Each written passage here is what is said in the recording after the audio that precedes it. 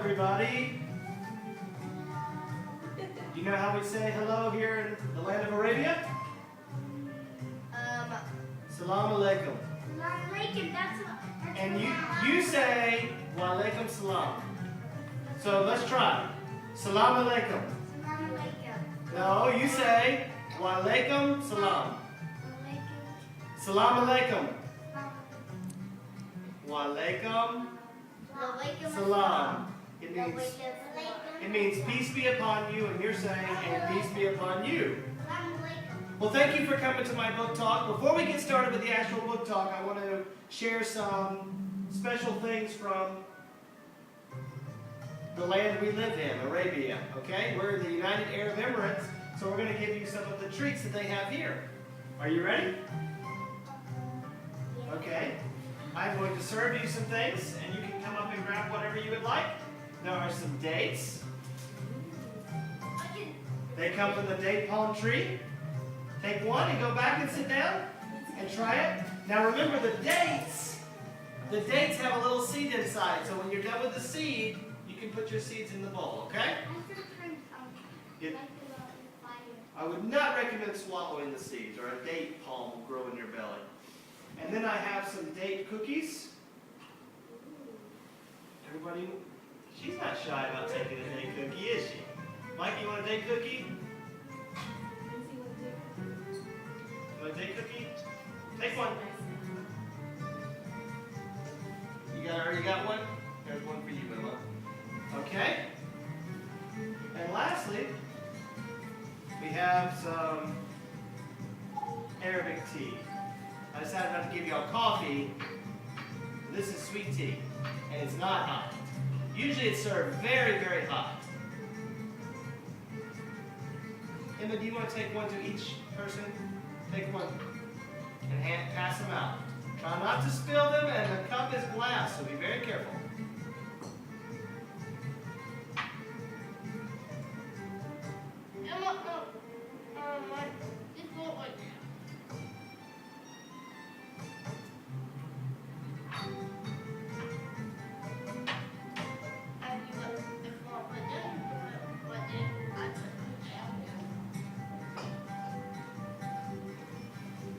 Okay, and when we're finished, everybody can have some more dates, some more cookies, and some more of the Arabic tea, okay?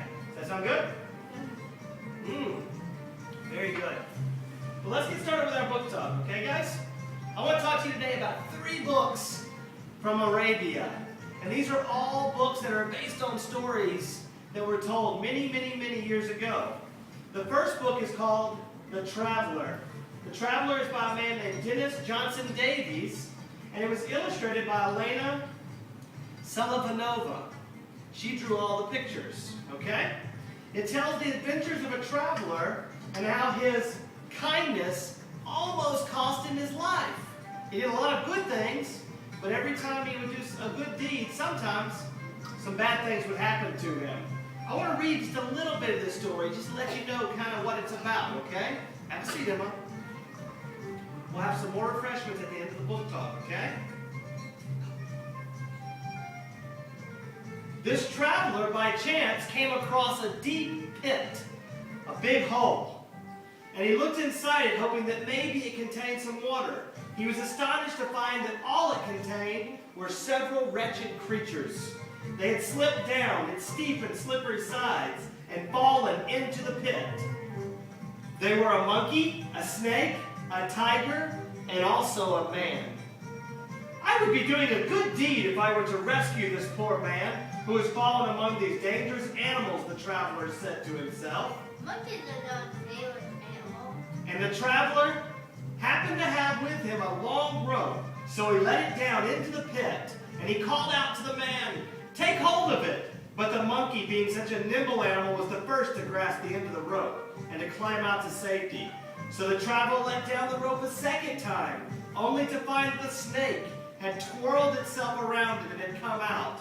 When he let down the rope the third time, the traveler was alarmed to find that the tiger, with its great strength, had caught hold of the rope with his claws and had made its way up into the open air.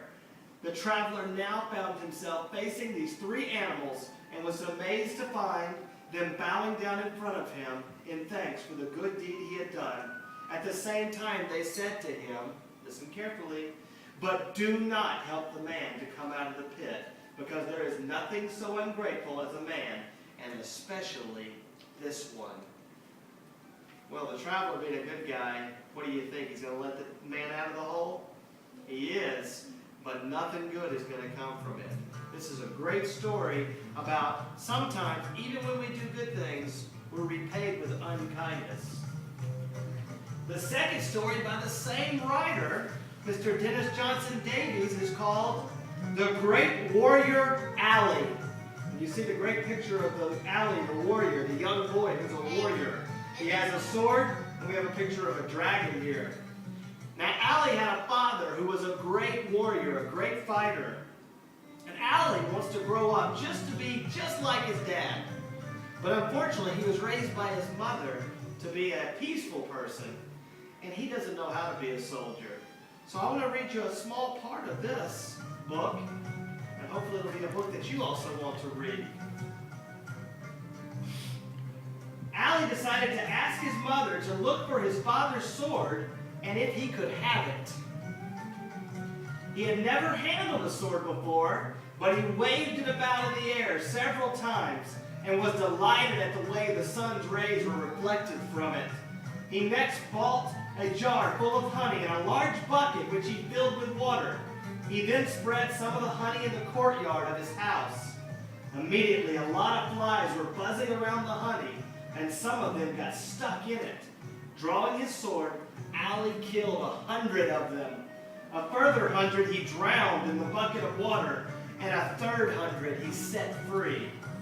When he had finished, Allie took the sword to the silversmith and inscribed the following words on the blade of the sword. Allie destroyed 100, drowned 100, and set 100 free. Allie tried to tell people that because he had killed 100 and he had drowned 100 and set another 100 free, that he must be a great warrior. But we, of course, know he killed flies. Well, this is a story about maybe telling things that are sort of the truth, but not quite the truth. Have a seat. And how sometimes we can get in trouble for stretching the truth. Okay.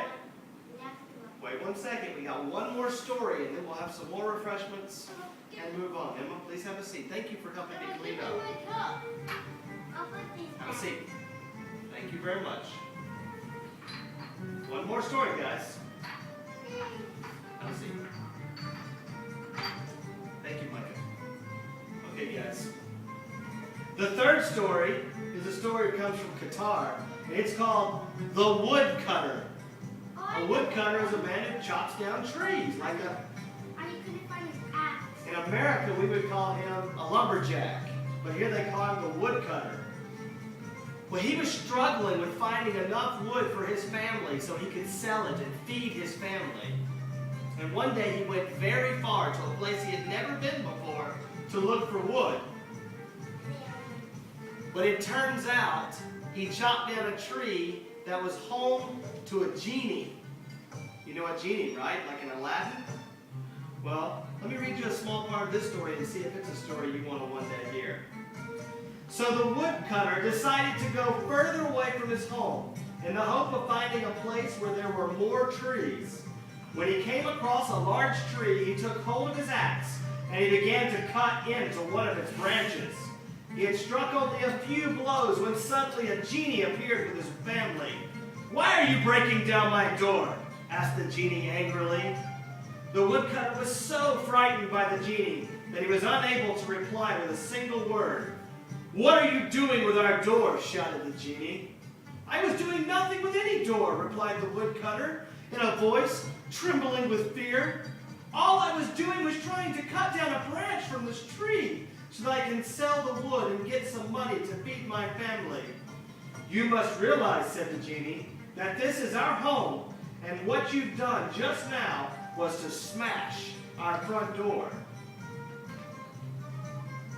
So long as you promise not to go on using your axe against this tree, we'll make a present to you of something that will save you all the the trouble of going out every day to cut wood, here is a magic tray for you. The woodman suddenly found himself holding a small tray in his hands. All you have to do, explained the genie, when you and your family are in need of food, is pass your hand over the tray and ask it to bring you the food you would like. Whenever you've had enough to eat, just put it away in a safe place. So the genie gave this man who was hungry and his family that was hungry a tray that magically could produce food anytime he was hungry. Later, after he lost the tray, he was given a magic cup. And then later again, the genie gave him a magic sword.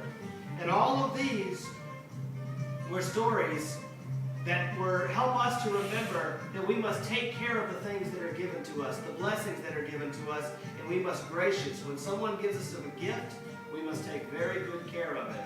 These are just a few of the stories. There are many good stories from the land of Arabia.